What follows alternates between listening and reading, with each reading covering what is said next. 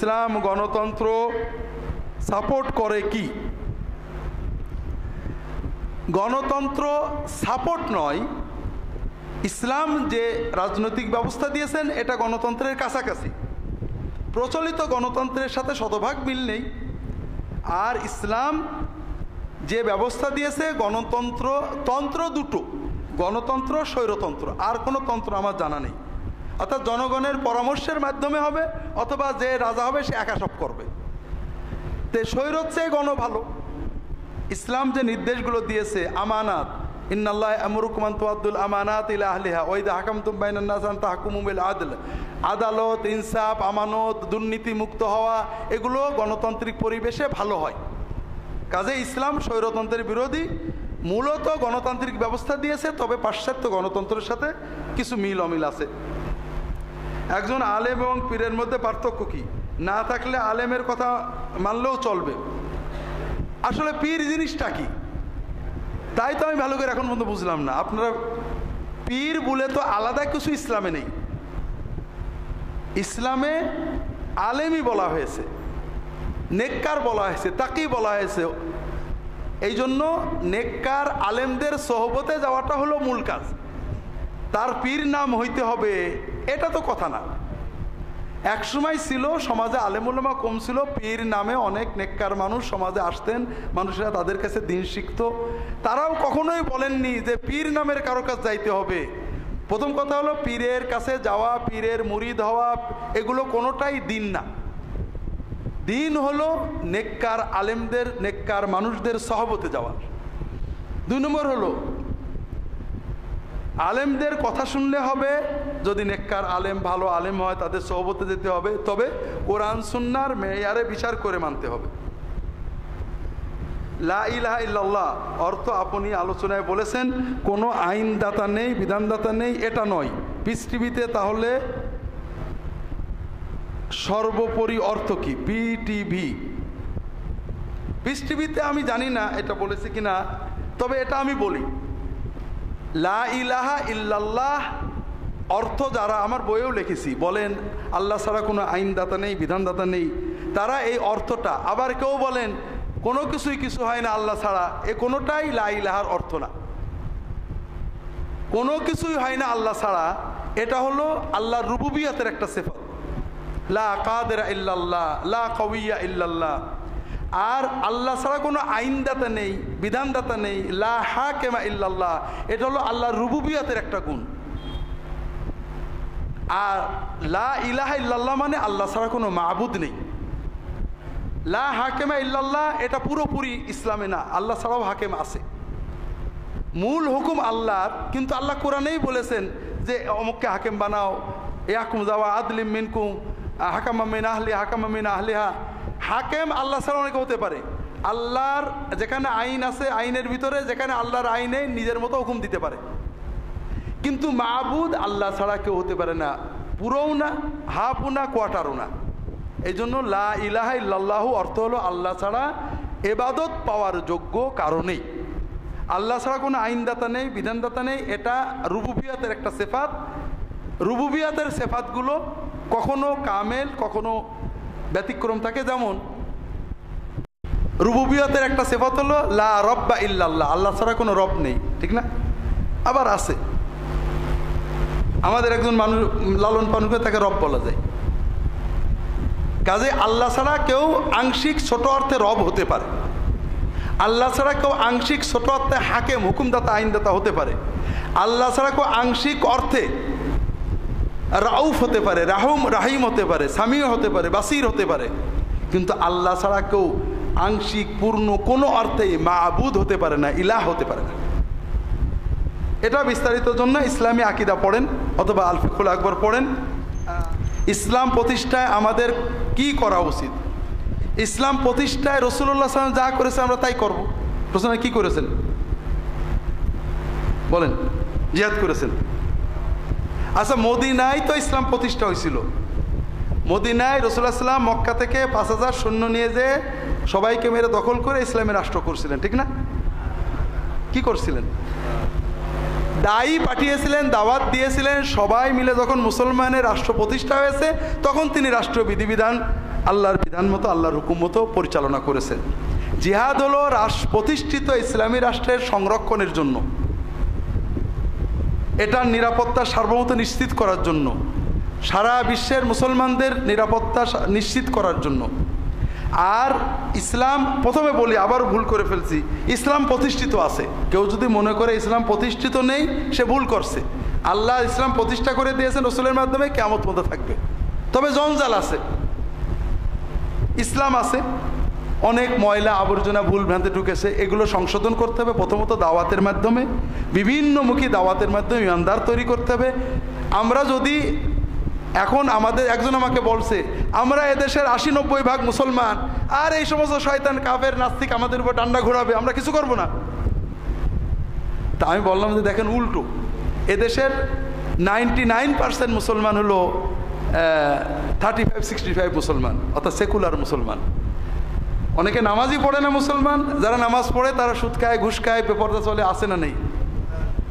তাদের আমাদের 95 থেকে 99 জন মুসলমানের ইসলাম হলো 35-65 ইসলাম।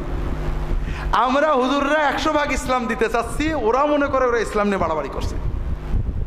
হুজুররা বাড়াবাড়ি করছে, একজন নামাজ পড়ে নামাজের বিরুদ্ধে বলে রাগ করে, আর যদি পর্দার কথা বেশি বলেন, বেপর্দা চললে তার বাড়ি ঢুকতে না দেন, ওরা হুজুরা বাড়াবাড়ি করছে, আছে না নেই? কাজেই তারা মনে করছেন যে আমরা একটা বাড়াবাড়ির ইসলাম তাদের উপরে চাপিয়ে দিচ্ছি। কাজেই আপনি যে ইসলাম বিশ্বাস করেন, যে ইসলাম আপনার কলিজা নাড়ায়, এই ইসলাম মানুষের ভিতরে ঢুকান। যখন এই ইসলাম মানুষের ভিতরে ঢুকবে, প্রভাব আপনার মতোই লোক বেড়ে যাবে। রাসূলুল্লাহ সাল্লামের কটূক্তি করলে বিধান হত্যা আপনি সমর্থন করেন না? রাসূলুল্লাহ সাল্লাম কটূক্তি করলে বিধান হত্যা, এটা কোরআন সুন্নাহয় কোথাও নেই। আল ফিকহুল আকবরের বাংলা অনুবাদ পড়বেন, বিস্তারিত পাবেন। হত্যা তো অনেক আছে, নামাজ না পড়লেও হত্যা, মানেন তো? মানেন না? তো একটাই গেলেন কেন? নামাজ না পড়লে সব কতল করে ফেলেন। তার মানে রাষ্ট্রীয় বিচারে তার মৃত্যুদণ্ড হবে, বিচার ছাড়া মৃত্যুদণ্ড হবে এরকম নেই। একজন সাহাবী অন্ধ ছিলেন, তিনি, তার স্ত্রী ছিল, রাসূলুল্লাহ সাল্লাল্লাহু আলাইহি ওয়াসাল্লাম কটূক্তি করতো, নিষেধ করেছেন। উনি একটা ছুরি এনে রেখেছেন, একদিন ওনার সামনে নিষেধ করেছেন, করেনি, উনি ছুরি ঢুকাইতেছেন পেটের ভিতরে। পরের দিন যখন মৃতদেহ পাওয়া গেছে, রাসূলুল্লাহ বলেছেন কে হত্যা করেছে স্বীকার করো, নইলে আমরা তদন্ত করব। ওই ভদ্রলোক বলেছেন যে আমি করেছি এই কারণ। রাসূলুল্লাহ বললেন তোমার শাস্তি হবে না, দামুহা হাদার। ইসলামী আইনে বিভিন্ন ব্যবস্থা আছে। আপনি একজনকে খুন করেছেন, আপনি প্রমাণ করেছেন সে আপনাকে মারতে গেছিল, আত্মরক্ষার জন্য খুন করেছেন, আপনার শাস্তি হবে না, কিন্তু আপনাকে কোর্টে যেতে হবে। আপনি একজনকে খুন করেছেন, আপনি প্রমাণ করতে পেরেছেন, তা আপনার সামনে রাসূলুল্লাহ সাল্লামের বিরুদ্ধে বক্তব্য বলছিল আর নিষেধ করেছেন, শোনেননি, আপনি তাকে মেরে দিয়েছেন, ইসলামী আইনে আপনার শাস্তি হবে না, কিন্তু কোর্টে যেতে হবে আপনাকে। তো এই জন্য হত্যার জন্য আইন বিচার করবে, আপনি না। যত মৃত্যুদণ্ড আছে, মদ খেলে শাস্তি, ব্যভিচার করলে শাস্তি, নামাজ না পড়লে শাস্তি আছে, আইনে অনেক কিছু আছে, কিন্তু আইন বাস্তবায়ন করবে কোর্ট। কোর্ট বাস্তবায়ন না করলে আমরা কোর্টে চাপ দেব। আপনি যে ইমানের কারণে অস্থির হয়েছেন, এরকম ইমানদার কয়েক লাখ বাড়ান, কোর্ট বিচার করতে বাধ্য হবে। আর আপনি যদি তার আগেই যে কয়জন 10-20 জন আসছেন মরে যান, একজনকে বলছি ভাই ঠিক আছে, তুমি 10টা ব্লগার মেরে ফেললে, 10টা মাজার ভেঙে ফেললে, তাহলে বাংলাদেশে মাজার উঠে যাবে, ঠিক না ভাই? ব্লগার সব মরে যাবে একেবারে নাকি? তো এটা কোনো সমাধান না। আপনি দাওয়াত দেবেন, হক কথা বলবেন, ইমানের প্রচার করবেন, আপনার মতো ইমানদার যখন বাড়তে থাকবে, তখন সমাজ পরিবর্তন সহজ হবে। বর্তমানে ব্লগ, ফেসবুকে রাসূলুল্লাহ সাল্লামের আল্লাহকে কটাক্ষ করা হয়, এতে আপনি তাকে চিনলে কি করতে পারি? কিছুই করতে পারি না। আমরা তাকে দাওয়াত দিতে পারি, অ্যাভয়েড করতে পারি, তার বিরুদ্ধে কেস করতে পারি, আইনের আওতায় নিয়ে আসে। আইন নিজের হাতে তুলে নেবেন না, ইসলামও সমর্থন করে না, এতে ইসলামের কোনো কল্যাণও নেই। আপনার মতো ভালো ইমানদার মানুষগুলো তাড়াতাড়ি মরে গেলে শয়তানের খুব লাভ হবে। খুব মজার প্রশ্ন, কেনি ফাড়া জামা পরা জায়েজ কিনা? আমাদের ইসলাম শুধু পোশাকেই থেকে গেল। বউয়ের সাথে ঝগড়া করা জায়েজ কিনা, ওজনে কম দেওয়া জায়েজ কিনা, রাস্তার পাশে থুক ফেলা জায়েজ কিনা, কলা খেয়ে কলার রাস্তায় ফেলা জায়েজ কিনা, কুরবানির গোশত রাস্তার পাশে করা জায়েজ কিনা, গাড়ি ঠেকায় হাট বাজারের বস্তা ঠেকায় গাড়ি বন্ধ করে দেওয়া জায়েজ কিনা, এ কেউ শুনল না কোনোদিন। জামা কেনি ফাড়া হবে না বন্ধ হবে, এটা নাকি আমার প্রশ্ন। এদেশে বাস করাই বড় কঠিন হয়ে গেছে, যে দেশের ইসলাম জামার সাথে সীমাবদ্ধ। কেনি ফাড়া হলে আপনার সমস্যা কি? বরং যারা বেদাতে হাসানার ভক্ত তাদের দলিল দিই, গোল জামা সুন্নত আর কেনি ফাড়া হলো বেদাতে হাসানা, আরো ভালো। যেমন বসে বসে সালাম পড়া সুন্নত, দাঁড়াই পড়া বেদাতে হাসানা। লা ইলাহা ইল্লাল্লাহ জেকের সুন্নত আর ইল্লাল্লাহ জেকের বেদাতে হাসানা। তো ওই রকম কেনি ফাড়াটা বেদাতে হাসানা। দলিলগুলো বোঝেন। রাসূলুল্লাহ সাল্লাল্লাহু আলাইহি ওয়াসাল্লাম গোল জামা পরতেন নিচে, কারণ জামার নিচেই পায়জামা পরতেন না, লুঙ্গু পরতেন না, ঠিক না? তবে যখন আবার ইজার পরতেন, খোলা ইজার পরতেন, হজের সময় আমরা যেমন পরি, ঠিক না? এখন যেহেতু আমরা জামার নিচে লুঙ্গি পায়জামা পরি, তাহলে জামাটা এই পর্যন্ত গোল করলাম, এইটুক ফাড়লাম, তাহলে গোল জামার সুন্নত হলো আর ফাড়া ইজারের সুন্নত হলো। এক কাজ জামাই দুই সুন্নত, মানে বেদাতে হাসানা। জামা যা পরবেন সব জায়েজ, যতক্ষণ না ইহুদি নাসাদের মতো হবে। তো এর ভিতরে কোনটা উত্তম কোন অনুত্তম, পোশাক আশাকে তো এত কোনো কড়াকড়ি কোনো নির্দেশ নেই। রাসূলুল্লাহ সাল্লাল্লাহু আলাইহি ওয়াসাল্লাম এ ব্যাপারে এত গুরুত্ব দেননি। বাকি আমার পোশাক বইটা পড়বেন, বিস্তারিত পাবেন। টেবিল চেয়ারে খাওয়া যায় কিনা? জি জি ঠিক বলেছেন। ইসলাম তো আমাদের কাপড় আর খাওয়া শিখাতে আসছে। ইবাদত বন্দেগী, নামাজ, রোজা, পরিবার, বউ, বাচ্চা, হাট বাজার, কোনোটা পীর সাহেবের কাছে শিখবো আর কোনোটা মন গড়া করবো। ওজনে কম দেবো না দেবো আমার ব্যাপার।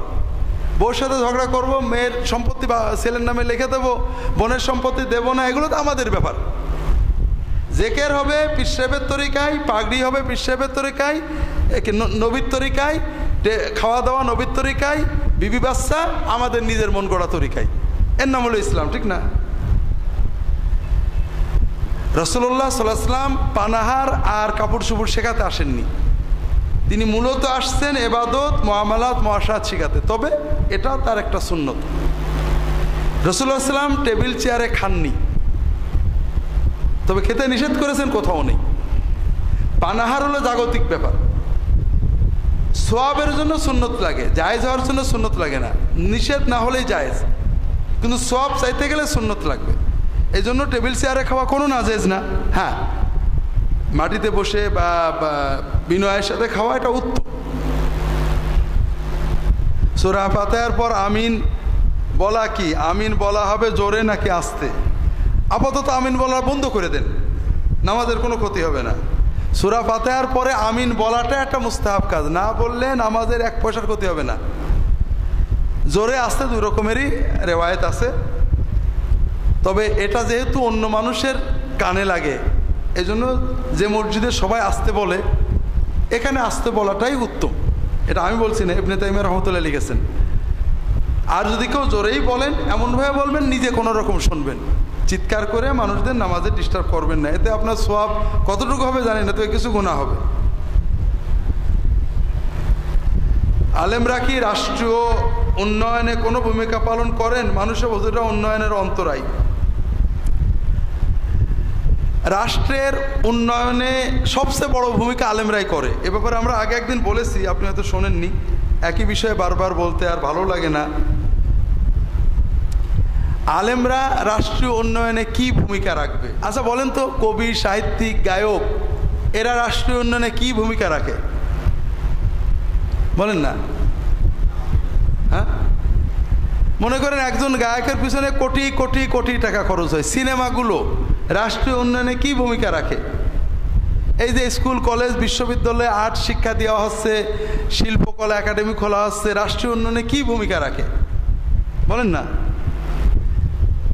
বিষয়টা হলো রাষ্ট্রের উন্নয়নের অন্তরায় হুজুররা, এটা ঠিক। সেটা হলো রাষ্ট্রের যারা ঘুষ খায়, সুদ খায়, দুর্নীতি করে, এদের দ্রুত উন্নয়নের ক্ষেত্রে হুজুররা আসলেই অন্তরায়। এখনো লোকে ঘুষ দিতে চায় না, ঘুষ করে সাথে কুটুমতালি করতে চায় না, এই হুজুরদের কারণে। তাহলে যারা বলে হুজুররা উন্নয়নের অন্তরায়, ঠিকই বলে। তার নিজের উন্নয়ন, ঘুষ খেয়ে দুর্নীতি করে উন্নয়নের ক্ষেত্রে হুজুররা কি অপুরো অন্তরায়। এই দুষ্টু হুজুরদের কারণে এখনো মসজিদেতে বেরোনোর পরে লোকেরা চিন্তা করে ওই লোকের সাথে কুটুমতালি করবে না, ঘুষ খাই। কথা বোঝেন না? আসলে আমি আগে একবার বলেছি, যেহেতু প্রশ্ন করেছেন খুব সংক্ষেপে বলি। উন্নয়ন, মনে করেন আপনার এখানে খুব ভালো পাটের চাষ করবেন, একগুলো বীজ ভালো হইতে হবে, ক্ষেত ভালো হইতে হবে, চাষ ভালো হইতে হবে, পানি ভালো হইতে হবে। আর একটা বাজে কাজ আছে, সেটা হলো বেড়া দিতে হবে। বেড়া দিতে হবে না, যাতে গরু ছাগলে আপনার ক্ষেতটা না খেয়ে যায়, ঠিক না? যদি আপনি খুব ভালো কাজ করেছেন আর এই বাজে কাজটা করেননি, তাহলে কি আপনার ক্ষেত হবে? আমাদের শরীরের উন্নয়নে অনেক ভালো ভালো জিনিস, পেস্তা, বাদাম, ভিটামিন, আর কিছু বাজে জিনিস আছে এরকম শরীরে ফুটিয়ে দেয়, ব্যথা পড়ে, রক্ত বেরোয়, ওইটার নাম কি? হ্যাঁ, ভ্যাকসিন দেয়, টিকা দেয়। এটা বাজে জিনিস। শরীরের উন্নয়নে কোনো ভূমিকা আছে? এ কি করে? শরীরের বেড়া দেয়, রোগ প্রতিরোধ করে। তা আমাদের দেশের উন্নয়নের প্রধান অন্তরায় কি কেউ বলতে পারবেন? কি? দুর্নীতি। জাপান আর বাংলাদেশের ভৌগোলিক আয়তন, ভূ সম্পদে তেমন কোনো পার্থক্য নেই। প্রথম বিশ্বযুদ্ধের পরে জাপান একদম নিঃশেষ হয়ে গেছিল। এখন বাংলাদেশ জাপানের চেয়ে উন্নত না অবনত? কতটুকু? 2-1 পয়েন্ট না একেবারে মাথায়? আর হ্যাঁ হ্যাঁ, এই যে আমাদের অধোগতি, আমাদের জনশক্তি চীনের মতোই কম না, জাপানের মতো কম না, আমাদের বুদ্ধি, মেধা, শক্তি, শারীরিক সামর্থ্য মোটেও কম না। আমাদের দেশে সব আছে। আমাদের দেশে একটা জিনিস সব নষ্ট করে, সেটা হলো মূল ক্যান্সার, সেটা হলো দুর্নীতি। দুর্নীতির কারণে নিয়োগে দুর্নীতি হয়, শিক্ষক নিয়োগে দুর্নীতি হয়, কর্মচারী নিয়োগে দুর্নীতি হয়, এমনকি আমাদের পলিটেকনিক্যালে ভর্তির জন্যও দুর্নীতি হয়। যোগ্য ছেলে চান্স পায় না, অন্যরা চান্স পায়। দুর্নীতির কারণে crore crore, billion trillion dollar ব্যয় হচ্ছে, কিন্তু 1 বছর পরে রাস্তাগুলো ভেঙে যাচ্ছে। আমি মস্করা করে বলছিলাম, গত 2 বছর ঢাকার রাস্তায় চলা যায় না, কারণ ফ্লাড ওয়াটার নিষ্কাশনের জন্য ড্রেন করেছে, যে কারণে এবছরে পুরো ঢাকার পানি আটকে গেছে। তার মানে ড্রেনের নামে টাকা গিয়েছে, ড্রেন হয়নি। তাহলে আমাদের উন্নয়নের দেশে টাকা প্রচুর ব্যয় হচ্ছে, মানুষের শক্তি, এনার্জি, অর্থনীতির কোনো সমস্যা নেই। এই জন্য যে কোনো বোদ্ধা মানুষ যে কোনো দলের বলবে, এদেশের যদি দুর্নীতি অন্তত মিনিমাম 10% পর্যায়ে নিয়ে আসা যায়, দ্রুত এই বাংলাদেশ কোরিয়া, জাপানের মতো হয়ে যাবে। আমাদের দেশে মানুষেরা এখানে অনেকটাই মাজলুম। মানুষের শেষ আস্থা কোথায়?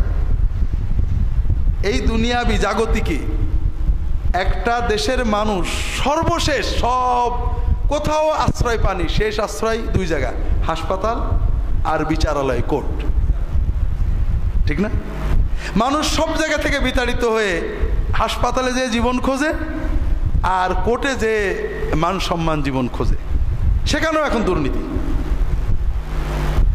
তো এই সর্বগ্রাসী দুর্নীতির ভিতরে যারা একটু কম দুর্নীতি করে, যে বিচারক ঘুষ খায় না বা কম খায়, যে ডিসি এসপি ঘুষ খায় না বা কম খায়, যে অফিসার দুর্নীতি করে না বা কম করে, দেখবেন এই বেটা হয় মাদ্রাসায় পড়া আর নইলে কোনো হুজুরের ভক্ত। কথা বোঝেননি? তো এই জন্য যিনি বলেছেন ঠিকই বলেছেন। আমি জানি ঝিনাইদহ শহরে কোনো ডিসি এই হুজুর মার্কা হওয়ার কারণে অনেকেরই উন্নয়ন ব্যাহত হয়েছে। কথা বোঝেননি?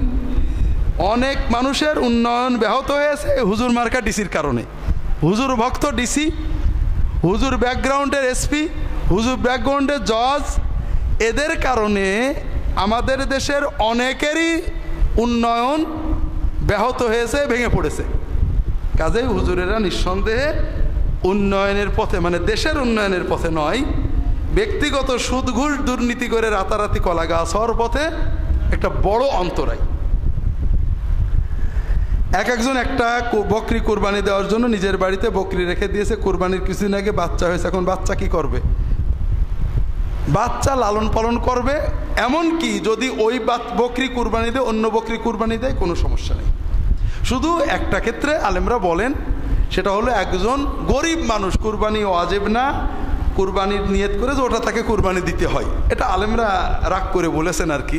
মূল কথা হলো মানত ছাড়া আপনি কুরবানি ছাগল কিনে এনে রেখেছেন, বাচ্চা হয়ে গেছে, ওটা পুরো আটটা কুরবানি দেবেন, সমস্যা কি? বাংলাদেশের মুসলমান ঐক্যের জন্য কি করা উচিত? এসব কথা জোরে জোরে বলতে হয় না, শয়তান বেজার হয়। বাংলাদেশে 5 লাখ মসজিদ হলে শয়তান একটু চিন্তা করবে না, 2 লাখ মসজিদ হলেও শয়তান অত কষ্ট পাবে না। যদি 200 আলেম ঐক্যের চিন্তা করে, শয়তানের ঘুম হারাম হয়ে যাবে। আর শয়তানের যারা মুরিদ তাদের ঘুম হারাম হয়ে যাবে। কাজে এসব কথা বলতে হয় না। তো যাই হোক, কথা হলো যে ঐক্যের জন্য রাসূলুল্লাহ সাল্লাল্লাহু আলাইহি ওয়াসাল্লাম একটা ওষুধ দিয়েছেন। তিনি বলছেন, আগের জামানার উম্মত, দাব্বা ইলাইকুম দাউল উমামি মিন ক্বাবলিকুম আল বাগদা আল হাসাদ ওয়াল বাগদা হিয়াল হালিকা লা আকুলু ইন্নাহা তাহলিকুদ্দিন তাহলিকুর রাস ওয়ালাকিন্নাহা তাহলিকুদ্দিন আলা আদুল্লুকুম আলা মা ইয়াযহাবু আনকুম হাদা দা আও ইয়াজিদু ইয়াফশু ফীকুম আল মাহাব্বা আও তাহাবা ইযা ফাআলতুমুহু তাহাবাবতুম আফশুস সালামা বাইনাকুম। বিভিন্ন হাদিস আসছে। একটা হাদিসে এইভাবে রাসূলুল্লাহ সাল্লাল্লাহু আলাইহি ওয়াসাল্লাম বলছেন, আগের জামানার যে উম্মতদের যে রোগগুলো ছিল যার কারণে ধ্বংস হয়েছে, সেটা হলো বিদ্বেষ, শত্রুতা, দলাদলি। এটা তোমাদের ভিতরে আসবে। মনের দূরত্ব, এক মুসলমান এক শত্রু মনে করবে, মশলার কারণে দল বেদল বানাই ফেলবে। তোমাদেরকে একটা জিনিস বলবো, যেটা হলে এই দূরত্ব দূর হবে, মহব্বত বাড়বে, সেটা হলো তোমরা বেশি বেশি সবাই সবার সালাম দেবে। এখন এই দলাদলি দূরত্ব করার একটা পথ হলো সব দলের আলেমদের এক জায়গায় বসে মুসাফা আর সালাম, আর কিছু না। যার যার দলে থাকবে, বসবে, সালাম দেবে, মুসাফা করবে, কেমন আছেন, ভালো আছেন। এও যদি মাঝে মাঝে করানো যায়, তাও আল্লাহর রহমতে দেখবেন অনেক কমে যাবে। কাপড়ের জাই নামাজে নামাজ পড়া, এই জাই নামাজের মাঝে মক্কার ছবি থাকে, কাবা শরীফের উপর পা লাগলে বা লাগে বসা যাবে কিনা। যাই হোক, হজের সময় কাবা ঘরের গায়েই তো পা লাগে। যারা হজরে আসদে চুমু খেতে যায়, কাবাঘর পাড়ায় উপরে ভিত্তির উপর উঠে যায়, না যেতে হবে তো, তাই না? না যেতে হবে না? কাবাঘরের ভিতরে একেবারে ভিত্তির ভিতরে একের পা দুটো রেখে নামাজ পড়া যায়, সুযোগ পেলে পড়ে মানুষ, এটা তো জায়েজ হবে না। আমরা আসলে মূর্তি পূজারি হয়ে গেছি। ছবি কেন? কাবাঘরের উপরেই তো দাঁড়ানো যায়, ছবি তো অনেক দূরের কথা, কাবাঘরের ভিতরেই তো বসা যায়। তো এই জন্য ছবিতে পা লাগলে কোনো দোষ হবে না। কেউ যদি কাবাঘরের ছবিকেও অপমান করে তাহলে সেটা অন্যায় হবে, কিন্তু পা লাগার কোনো দোষ নেই। মসজিদের সামনে আল্লাহ মোহাম্মদ লেখা যাবে কিনা? আর কি জন্য লিখবেন? আমাদের মাবুদ একটার নাম আল্লাহ, একটার নাম মোহাম্মদ, নাকি? ঠিক না? আসলে এগুলো ঠিক না। যদি লিখতে হয়, প্রথম কথা হলো কেবলার দিকে কিছু লিখতে না। অনেক উপরে যেখানে নামাজে নজর দেয় না, লিখতে পারেন লা ইলাহা ইল্লাল্লাহ একদিক লিখলেন, মুহাম্মাদুর রাসূলুল্লাহ লিখলেন, আল্লাহর পরিচয় থাকলো, মুহাম্মদ সাল্লাল্লাহু আলাইহি ওয়াসাল্লামের পরিচয় থাকলো, এটা ভালো হয় না? এইটা হলো ঠিক। আর সামনে কিছু না লেখা উচিত। লিখলে পুরো কালেমা লা ইলাহা ইল্লাল্লাহু মুহাম্মাদুর রাসূলুল্লাহ এইভাবে লেখা উচিত। মেহরাবের সামনে মক্কা মদিনার ছবি রাখা যাবে কিনা? আমার এখানে ছবি দেওয়ার জন্য অনেকেই পাগল করছিল, আমি করিনি। কারণ কেবলার দিকে ছবি দেওয়াটাই মূলত মানে মাকরু বা মাকরু তাহরিমি, এতে মুসল্লিদের নামাজেরই হয়। আর আমরা বললাম না মূর্তি পূজারি হয়ে যাচ্ছে, এখন ছবি পূজারি। আগে তো রাসূলুল্লাহ বলেছেন প্রাণীর ছবি রেখো না, পূজা হবে। এখন আমরা প্রাণী ছাড়াও পূজা করি, মনে করি কাবাঘরে হলেই বুঝি কিছু একটা হয়ে গেল। এই জন্য ছবি টবি রাখলে দোষ নেই, আপনারা গেটে বাইরে রাখবেন, এটা ভালো। স্বামী স্ত্রী দুইজনে পেশাজীবী হলে কোরবানি আলাদা আলাদা দেওয়ার প্রয়োজন আছে কি না? দিলে তো ভালো, গরিবেরা বেশি পেল। এটা অনেক পক্ষই আলাদা আলাদা দিতে বলেছেন, কারণ দুইজনই সাহেবে নিসাব। মৃত আত্মীয়র পক্ষ থেকে কোরবানি করলে সে কোরবানির সম্পূর্ণ মাংস গরিব মিসকিনদের মাঝে বিলে দিতে হবে। যিনি কোরবানি করেন তিনি ও তার পরিবার উক্ত কোরবানির মাংস খেতে পারবেন না। মাসালাটি সঠিক কিনা? যদি কেউ ওসিয়ত করে যায় যে আমার মরার পরে তুমি এই কোরবানিটা দেবা, তাহলে ওইটার গোশত আর গরিব ছাড়া কেউ খেতে পারে না। আর আমরা যারা শখ করে মৃত আত্মীয়দের পক্ষ থেকে কোরবানি দিই, ওটার গোশত আমাদের কোরবানির গোশতের মতোই খেতে বন্টন করতে পারবো। সৌন্দর্য বৃদ্ধির জন্য দাড়ি ছাঁটা যাবে কিনা? মূল প্রশ্ন হলো এই সৌন্দর্যটা কার চোখে? আমাদের নরেন্দ্র মোদীর চোখে না ওমর ইবনুল খাত্তাবের চোখে? কার চোখে? বিষয়টা হলো আমাদের বিশ্ববিদ্যালয়ে বোরকা পরা মেয়ে আছে, আবার বোরকা ছাড়াও মেয়ে আছে। অনেক স্যার আছে বোরকা পরা মেয়ে দেখলে বিরক্ত হয়, বোরকা ছাড়া একেবারে পেতনির মতো চুলগুলো ছাড়িয়ে আছে, খুব খুশি হয়, খুব সুন্দর। আবার কোনো কোনো স্যার আছে ওদেরকে দেখলে পেতনি পেতনি মনে হয়, কার ভিতরে কি করে, যে এরা থাকে কি করে। বোরকা পরা মেয়ে দেখলে খুব ভালো মনে হয়, সুন্দর মনে হয়। এখন চোখটারও তো ব্যাপার আছে, দাড়ি যে ছোট হলে সুন্দর দেখায় এ তো শয়তানের চোখ। মুসলমানের চোখে তো দাড়ি যত নবীর মতো হবে, বড় হবে, নবীজির দাড়ি বড় ছিল, সুন্দর লাগা উচিত। এটা হলো প্রথম কথা। কাজে চোখ পাল্টান, চোখের চিকিৎসা করেন। 2 নম্বর হলো দাড়ি রাসূলুল্লাহ সাল্লাল্লাহু আলাইহি ওয়াসাল্লাম বড় রেখেছেন, বড় রাখতে নির্দেশ দিয়েছেন, ছোট করতে নিষেধ করেছেন, ছাড়তে নিষেধ করেছেন, শুধু কাটতে না। এই জন্য দাড়ি ছাটা ঠিক নয়, দাড়ি বড় রাখবেন। তবে দাড়ি দুটো এদিকে ওদিকে গেলে এদিকগুলো কেটে দেবেন, সুন্দর লাগে। বরং বিশ্বাস করেন দাড়ি যারা এদিক থেকে কাটে এদিক থেকে কাটে ভালো দেখায় না ভাই, বিশ্বাস করেন সুন্দর দেখায় না। সুন্দর দাড়ি নরম বেঁকা হয়ে গেছে, খুব দেখবেন তার চেহারা একটা নুরানি ভাব ফুটে উঠবে। আর দেখেন দাড়িটা সুন্দর করে ছেড়ে দিয়েছে, ছড়িয়ে আছে, তার চেহারা দেখলে তার এই মুখের লাবণ্য কালো হলেও একটা লাবণ্য ফুটে ওঠে। আর আপনি এর ভিতরে যে এবার কাটাকাটি করেন, চাচাচাচি করেন, তাহলে আমার কাছে খুব কষ্ট লাগে যে লোকটা করেছে কি। নাচতে যে যদি ঘুমটা দেয় কোনো নর্তকী, তাহলে তো হুজুররা খুব বলবে না খুব ভালো নর্তকী, মাশাআল্লাহ, পর্দানুশীল, খুশি হবে, তাই না? যারা নাচ দেখতে আছে তারা তো খুশি হবে, কেউ খুশি হবে না। টাকনুর উপরে সর্বদাই কাপড় পরিধান করতে চাই, এ ব্যাপারে কিছু বলুন। হাঁটুর উপরে কাপড় তুললে গুনাহ হয়, মাত্র একটা হাদিস আছে, বিশ্বাস করেন। আর টাকনুর নিচেই কাপড় গেলে গুনাহ হয় 30-35টা টনটনে সহিহ হাদিসে মুতাওয়াতির। কাজেই রাসূলুল্লাহ সাল্লাল্লাহু আলাইহি ওয়াসাল্লাম সাহাবীদের টাইনে তুলে দিয়েছেন, হুজুর আমার পার এখানে একটু বেঁকা, বলে তা হোক, তুমি একটু তোলো, আল্লাহ যেভাবে বেন ওইটাই সুন্দর। হুজুর আমার সামান্য কুমা কাপড়, বলে বুঝো করো, দেখছো না আমি কীভাবে পরি। কাজেই রাসূলুল্লাহ সাল্লাল্লাহু আলাইহি ওয়াসাল্লামের এটা কঠিন আদেশ, তার সুন্নত যে আমাদের কাপড়গুলো পায়ের টাকনুর উপরে রাখবো। আর এটার ভিতরে দিনের সৌন্দর্য আছে, এটাও একই কথা, দেখতে খারাপ দেখায় নাকি, চোখের চিকিৎসা লাগবে। মেয়েরা টাকনুর উপরে কাপড় পরলে দেখতে খারাপ দেখায় না, ছেলেরা নাকি টাকনুর উপরে কাপড় খারাপ দেখায়, তবে হাঁটুর উপরে পড়লে আর খারাপ দেখায় না। তো এই চোখের চিকিৎসা লাগবে। স্ত্রীদের বাড়িতে পর্দার মধ্যে থাকতে বলা হয়েছে, সেক্ষেত্রে বাড়ির বাইরে অথবা আত্মীয় বাড়ি গেলে পর্দা রক্ষার নিয়ম কি? স্ত্রীদের বাড়ির ভিতরে থাকতে বলা হয়েছে, বাড়ির ভিতরে তো এমনি পর্দা থাকে, কারনাফি বুয়ুতিকুন্না। আর পর্দার সাথে বাইরে যেতে বলা হয়েছে। বাড়ির ভিতরে থাকতে বলে, বাড়িতে তো পর্দা লাগে না, বাড়ির ভিতরে থাকো, বেরোয় না। কারণ বাড়ি মানে স্বামী স্ত্রী, বাড়িতে যদি বাইরের লোক ঢোকে পর্দা হবে। আর বাইরে বেরোলে পর্দার কথা, ইদুনিন আলাইহিন্না মিন জালাবিবিন্না, মাথার কাপড় পুরো ঢেকে ঢুকে যেতে হবে। আমি একটি গরু বা উট কোরবানি করব, যেহেতু গরু, মহিষ, উট জাতীয় প্রাণী 7 জনের পক্ষ থেকে কোরবানি করা যাবে, আমার পরিবারের জীবিত এবং মৃত 7 সদস্যের পক্ষ থেকে কোরবানি করা উত্তম হবে কিনা? প্রথম কথা হলো, আপনি যদি হজে যান, হজের কি যিনি হজে যাবেন নাকি না বাংলাদেশে? যদি বাংলাদেশে হন তাহলে অবশ্যই গরু করবেন, উট করবেন না, উটের গোশত উপাদেয় না। আপনি কেন, উটের কোনো তারগিব নেই, রাসূলুল্লাহ বলেছেন উট করতে হবে, তারগিব নেই। রাসূলুল্লাহ নিজে বিদায় হজে গরু কুরবানি করেছেন। কাজেই যদি বাড়ি থেকে কোরবানি করেন, গরু কুরবানি করবেন। আর যদি হজে যান, হজের কুরবানি মূলত কুরবানি না, ওটা হাজির জন্য একটা উটের 1 ভাগ অথবা একটা ছাগল পুরোপুরি হাদি হিসেবে জবাই করা, এটা ওয়াজিব। যদি আপনি উট একটা নেন, 1 ভাগ হাদি হিসেবে, বাকিটা আত্মীয় স্বজনের পক্ষ থেকে কোরবানি দেন, সমস্যা নেই।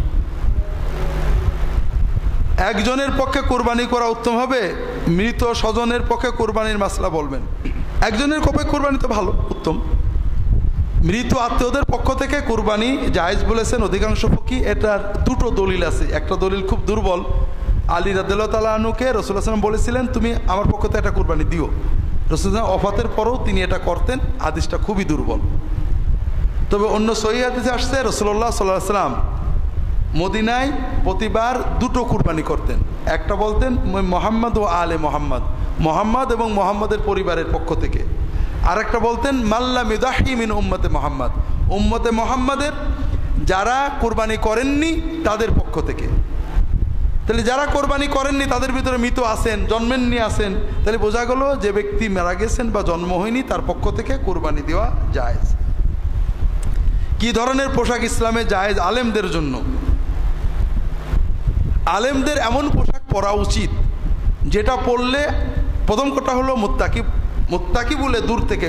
একটা হলো সকল মুসলমানের জন্য, আলেমদের আলাদা পোশাক নয়, সকল মুসলমানের জন্য একটা হলো জায়েজ পোশাক, আরেকটা হলো উত্তম।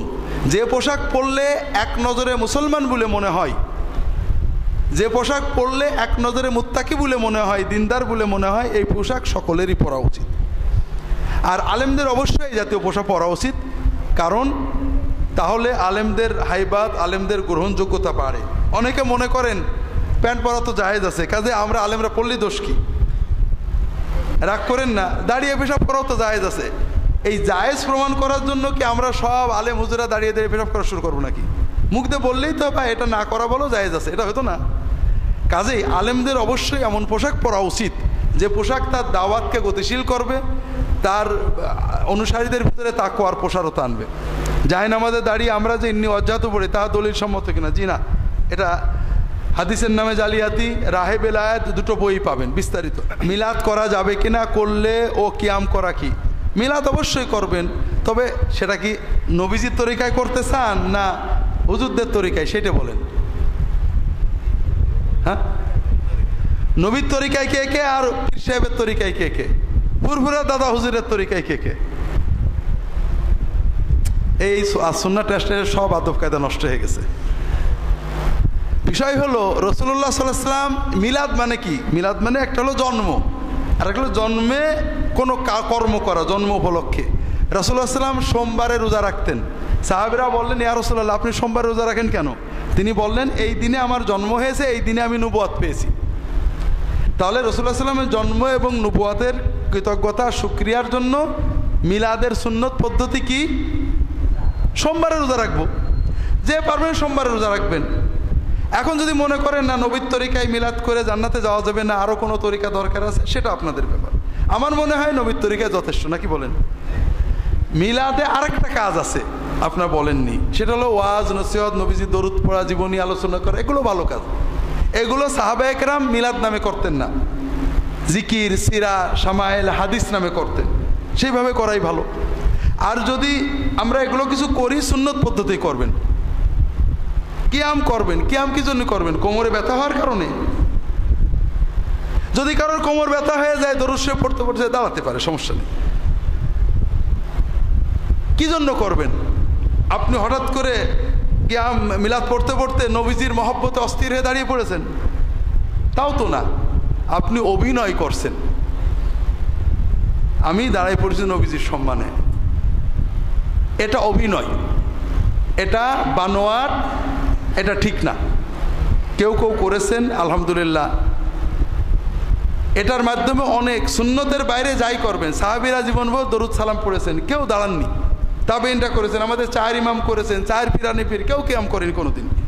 জীবনভর তারা দরুদ সালাম পড়েছেন বসে বসে।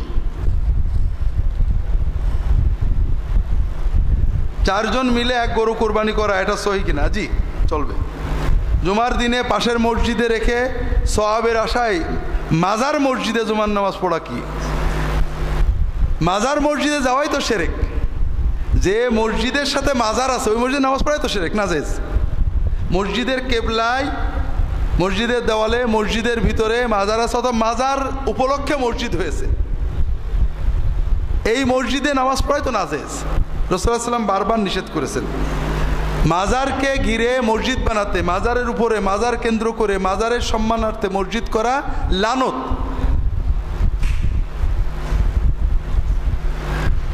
ফজরের আজানের আগে একাকী নামাজ পড়ে প্রয়োজনীয় কাজে যাওয়া যায় কি, যাবে কিনা? ফজরের আজানের আগে একাকী কোন নামাজ? ফজরের নামাজ না তাহাজ্জুদের নামাজ?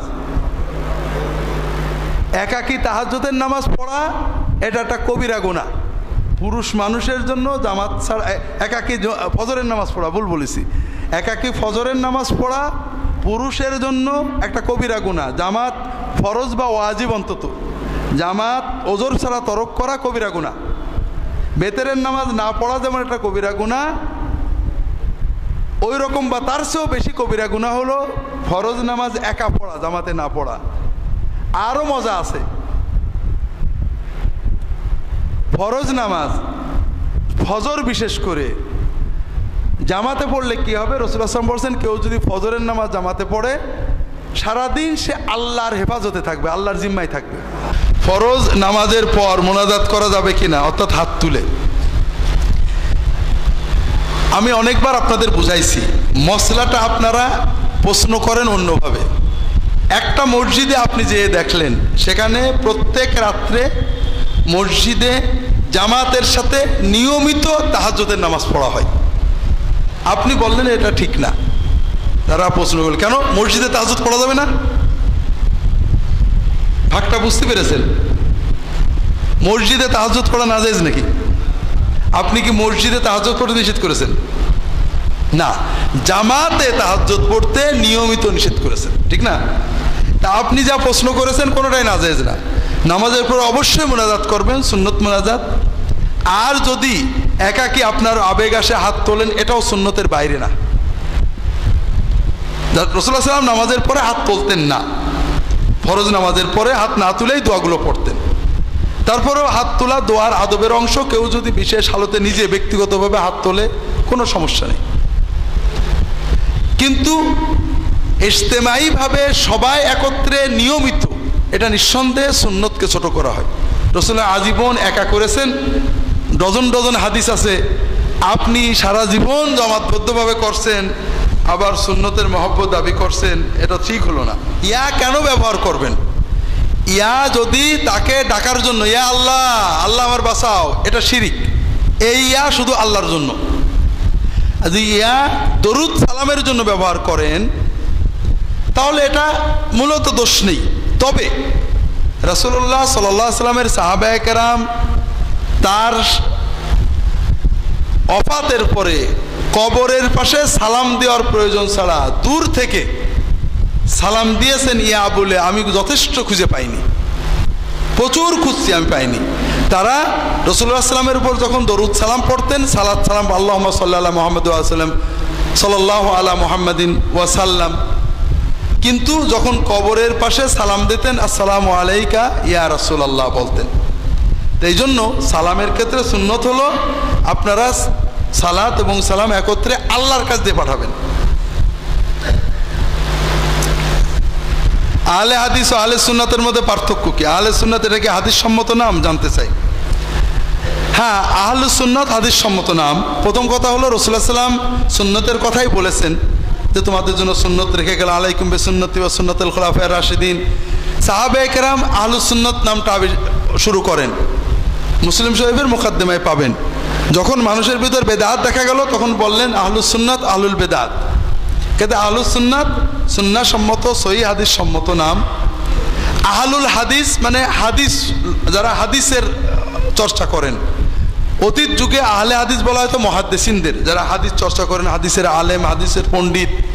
বর্তমান সময়ে আমাদের দেশে ফিকহি মাযহাব আহলে হাদিস হানাফি হয়ে গেছে। যারা আহলে হাদিস তারা দাবি করেন তারা হাদিস মানেন, কিন্তু তাকলিদ করেন না। এই কথাটা ভালো, আহলে হাদিস মানা খুবই দরকার। তো সমস্যা হয়ে গেছে দুটো, যারা আহলে হাদিস বলেন তাদের ভিতরে আলেম তো সবাই না, যারা আলেম নন, হাদিস বোঝেন না, কিছু বললেই বলে অমক আলেমের বই পড়েন। আরে মিয়া, তুমি বলছো যে এটা সহি, তুমি এটা প্রমাণ করো, অমক আলেমের বই পড়েন, তাহলে তো তুমি মুকাল্লিদ, তুমি অমক আলেমের মুকাল্লিদ, আমি তো তোমার আলেমের মুকাল্লিদ না, আমি তার কথা মানি না, সে ভুল বলে। এই জন্য এটা এক ধরনের তাকলিদ। দ্বিতীয় হলো আহলে হাদিসরাও হাদিস ইনকার করেন, তাদের মতের বাইরে গেলে হাদিস জয়ীফ, বাতিল। যেমন একামত একবার একবার, দুইবার দুইবার, দুটোই টনটনে সহিহ হাদিস। তারা একবারটা প্রমাণ করতে যায় দুইবারটা নানানভাবে ঘুরিয়ে ফিরিয়ে জয়ীফ, দুর্বল, বাতিল অনেক বই আমি পড়েছি। ঈদের তাকবীর 6 বার 12 বার দুটোই সহি। তারা 12টা বানাতে যেয়ে 6টার হাদিসগুলোকে একেবারে ধুয়ে মুছে সাফ করে ফেলেন। এটা সঠিক মানহাজ না। রাফুল ইয়াদাইন একবার করার হাদিস সহি, 3 বার বা 4 বার করার হাদিসও সহি। তারা 3 বার বা 4 বার করার হাদিসটা প্রমাণ করতে যে একবারে হাদিসটাকে জয়ীফ বানাই ফেলেন, কখনো সাহাবীর নামে তহমত দিয়ে, কখনো নানাভাবে সনদের কথা বলে। এটা আসলে ঠিক না। আহলে হাদিসের আলেম ছিলেন মুহাম্মদ ইবনে নাসর আল মারওয়াজি, আহমদ ইবনে হাম্বল, ইসহাক ইবনে রাহাওয়াই। তাদের বইপত্র পড়েন, তারা সব হাদিস মেনে নিয়েছেন। যে হাদিসে আসছেন কুল্লু যালিকা জায়েজুন ওয়াল আফদালু ইনদি কাযা, সবগুলোই জায়েজ, তবে এইটা আমার মতে উত্তম। তারা ছিলেন প্রকৃত আহলে হাদিস। এখন আমরা আহলে হাদিস নামেও মারামারি করছি, মাযহাব নামেও একই কাম করছি। যোগ্য আলেম থাকতে অন্ধ হাফেজের পিছনে নামাজ পড়া যাবে কিনা, মসলা মাসাইল সম্পর্কেও তত জ্ঞান নি না। অন্ধের পিছনে নামাজ মূলত যায় যদি নামাজটা সহি পড়তে পারেন, তারপরও যোগ্য থাকতে অন্ধের পিছনে কেন পড়বেন? দাড়ি ছোট রাখা যাবে কিনা, দাড়ি চাচার কতটুকু গুনাহ হবে? দাড়ি কাটা হারাম, এতে দলিল রাসূলুল্লাহ সাল্লাল্লাহু আলাইহি ওয়াসাল্লাম দাড়ি কাটতে নিষেধ করেছেন, দাড়ি বড় রাখতে বলেছেন, আগে বলছি। কাজেই দাড়ি বড় রাখবেন, দাড়ি যদি অন্তত না চেঁচে ফেলেন চাচার হারাম থেকে বাঁচা যাবে, তবে সুন্নতের পুরো ওয়াজিব সুন্নত পুরো আদায় হবে না। আবার আমরা অনেক সময় বলি ও দাড়ি ছোট রাখাও যা, চেঁচে ফেলাও তাই। তার মানে কাপড় কাঁচা মেরে পড়াও যা, খুলে ফেলাও তাই। একই তো ভাই, কাঁচা মারলেও ফরজ তরক হয়, খুলে ফেললেও ফরজ তরক, একই তো, ঠিক আছে তো? না ভাই, এক না। শরীয়তেও এক না, আদেশ মশলাইও এক না। কারণ হাঁটু খুললে বলতে হয় ভাই হাঁটুটা ঢেকে রাখেন, উরু খুলে এই বেটা ঢাক, আর যদি পুরো খোলে তাহলে মাইরে কাপড় পরাতে হবে। ওই রকম দাড়ি পুরোটা রাখাই সুন্নত, ওয়াজিব সুন্নত। তবে দেখো ছোট রাখলে অন্তত চেঁচে ফেলার গুনাহ থেকে বাঁচলো, এটাকে মানে মানতে হবে। ফজরের ফরজ নামাজের পর সূরা হাশরের শেষ ইনায়াত সবাই মিলে পাঠ করা যাবে কিনা? ফজরের নামাজ এবং 5 ওয়াক্ত নামাজের পরে 33 বার সুবহানাল্লাহ, 33 বার আলহামদুলিল্লাহ, 34 বার আল্লাহু আকবার সবাই মিলে পড়েন তো? পড়েন তো? জামাতে পড়েন না? আয়াতুল কুরসি সবাই মিলে পড়েন তো? এরপরে সূরা ফালাক, সূরা নাস, সূরা ইখলাস সবাই মিলে পড়েন তো? তো এটা সবাই মিলে পড়বেন কেন? এটা হলো যদি কেউ শেখানোর জন্য 2-1 দিন বলে দেয় দোষ নেই, এটা নিয়মিত অধিফা হিসেবে সমস্বরে পড়া এটা আরেকটা বেদাত। যদি কেউ জানাজার দোয়া না জানে, সে কি দোয়া হিসেবে সূরা ফাতিহা পড়তে পারবে? না, সূরা ফাতিহা মাইয়াতের জন্য দোয়া না, সূরা ফাতিহা শুরুতে পড়বে। আর আপনারা বলবেন যা হানাফি মাযহাব দৌড় মারলো, হানাফি মাযহাবের কিতাবেই আছে সূরা ফাতিহা শুরুতে সানার জায়গায় পড়া ভালো। দোয়ার জায়গায় দোয়া না জানলে মনের ভিতরে আল্লাহুম্মা গফিরলাহু, মানে যদি আরবি পারে আল্লাহুম্মা গফিরলাহু, আল্লাহুম্মা গফিরলাহু, আল্লাহুম্মা গফিরলাহু বলবে। যদি তাও না পারে মনের ভিতরে বলবে আল্লাহ ওনাকে মাফ করে, আল্লাহ এই মাইয়াতকে মাফ করে দেন, তাতেই হবে। যদি কোনো ব্যক্তি কোনো পশু কুরবানি করার নিয়ত করে এবং পরবর্তী জানতে পারে সে পশুর গর্ভবতী হয়েছে, তাহলে তার নিয়ত অনুযায়ী সে পশুটি সেই বছরে কোরবানিতে হবে নাকি পরবর্তী দিলেও চলবে? নিয়ত কোনো কিছুই না, আরেকটা কোরবানি দিলেই হয়ে যাবে। মানত হলে সমস্যা হয়।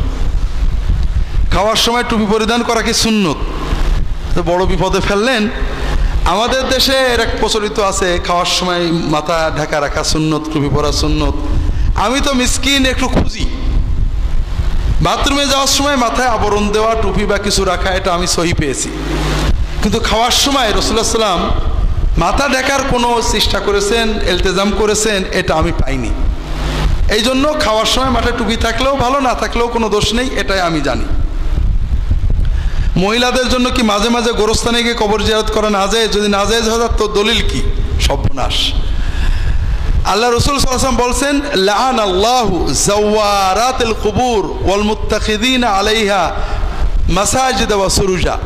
যে সমস্ত মেয়ে বেশি বেশি কবর জিয়ারত করে আর যে সকল মানুষ মেয়ে বা পুরুষ কবরের কাছে মসজিদ বানায় অথবা কবরে বাতি দেয়, আল্লাহর লানত তাদের উপরে।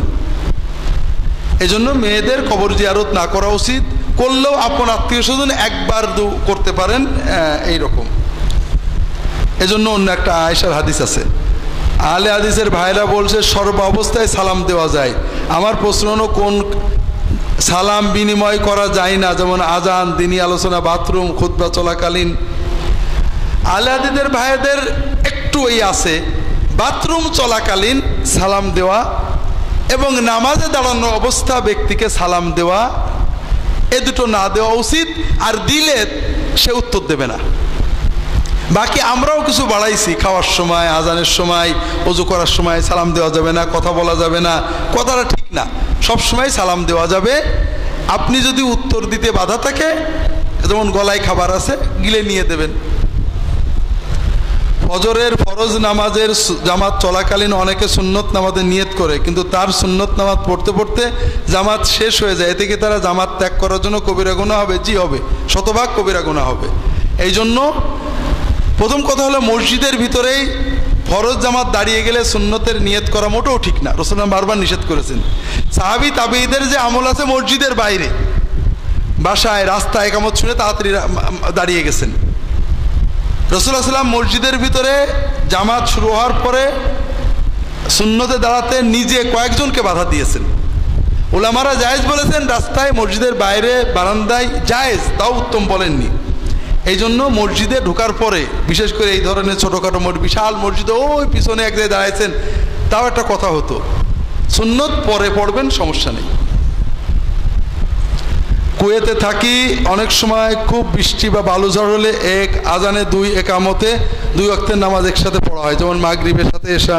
কিন্তু আমার প্রশ্ন হলো, আগে পরে সুন্নত বেতের নামাজ আছে, এই নামাজগুলো কখন পড়বো? এই নামাজগুলো ঘরে এসে নিরিবিলি পড়বেন। বেতের নামাজ রাতে অনেক শেষ রাত পর্যন্ত পড়া যায়। উমরা করার সময় নির্দিষ্ট কোনো দোয়া বা জিকির আছে কিনা? না, তেমন কোনো নেই। ইন্না সাফা ওয়াল মারওয়াতা, সাফা পাহাড়ে ওঠার সময় প্রথমে রাসূলুল্লাহ পড়ছিলেন, এরপরে বাকি কোনো নির্দিষ্ট দোয়া জিকির নেই, আপনি আপনার মতো দোয়া জিকির করবেন। আমাদের দেশে এক এক ইসলামী দলের এক এক তরিকা, তাহলে আমরা সাধারণ মানুষ কোথায় যাব? সব দল বাদ দিয়ে সুন্নত মতো আমল করবেন, সবার ভালোবাসবেন, প্রত্যেকের ভালোটার জন্য দোয়া করবেন, সহযোগিতা করবেন, খারাপটার জন্য দোয়া করবেন, অসহযোগিতা করবেন। কোনো দলের ভিতরে গাঁটছড় বাঁধবেন না। দল হলো কর্মের জায়গা, আমরা ভালো কাজে সহযোগিতা করব। আর দল যখন বিভক্তি হয়ে যায়, আমার ওই দলের, ওই দল আমার না, তখন এটা নাজেজ হয়ে যায়। আমাদের গ্রামের মহিলাদের দাবি, আমরা ঈদের জামাত মসজিদে আদায় করব। প্রশ্ন আছে, শুধু মহিলাদের জামাত মসজিদে আদায় করে যাবে কিনা? জি না, মহিলাদের জন্য পৃথক পৃথক জামাত একেবারেই নাজেজ কাজ, এটা করবেন না। যদি কোনো ঈদগাহে পর্দার সাথে মেয়েদের জামাতের ব্যবস্থা থাকে, বড় জামাতের সাথে, পুরুষের জামাতের সাথে, তাহলে করতে পারেন। যদি জামাতের মসলা আদায় হয়, মেয়ে ছেলে এক পথে না যায়, অজুর জায়গা ভিন্ন হয়, পর্দা ঠিক থাকে, এটা করতে পারেন।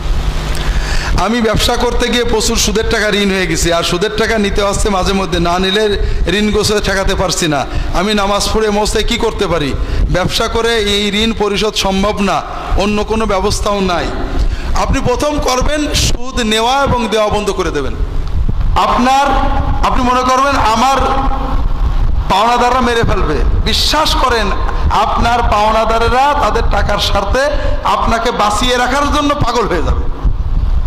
কারণ আপনি মরে গেলে তার এই লাখ লাখ টাকার সুদ সব বাতিল হয়ে যাবে। আপনি সোজা বলেন যে ভাই সুদ দিতে পারবো না, মেরে ফেলো, আমি তোমার আসলটা দেব, সময় দাও, একেবারে টোটাল স্টপ করে দেন। এরপরে আপনি দিতে পারবেন না, মারবে, গাল দেবে, পুলিশেও দেবে না, পুলিশে দিলে টাকা আদায় করতে পারবে না।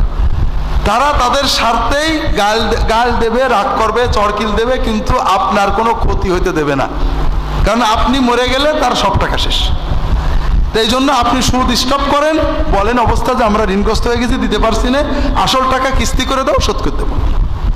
এরপরে আপনি আস্তে আস্তে এগোনোর চেষ্টা করেন। বাংলাদেশে অনেক ইসলামী দল রয়েছে, সবাই কি হক দল? দলাদলিটাই নাজেজ কাজ, এগুলো হলো কর্মগ্রুপ। এই জন্য দল হিসেবে এটা দল, এটা আমার দিনী ভাই, ওইটা আমার চিল্লার ভাই, ওইটা আমার বেদিনী ভাই, ওইটা এরকম না, সকল মুসলমান আমাদের দিনী ভাই। তবে আমরা এই পদ্ধতিতে কর্ম করতে বেশি স্বাচ্ছন্দ্য বোধ করি, অথবা দিনের বেশি উপকার মনে করি। যত দল আমাদের দেশে আছে, কিছু কিছু দল আছে ইসলামের নামে শিরিক কুফর বেঈমান করে ফেলছেন।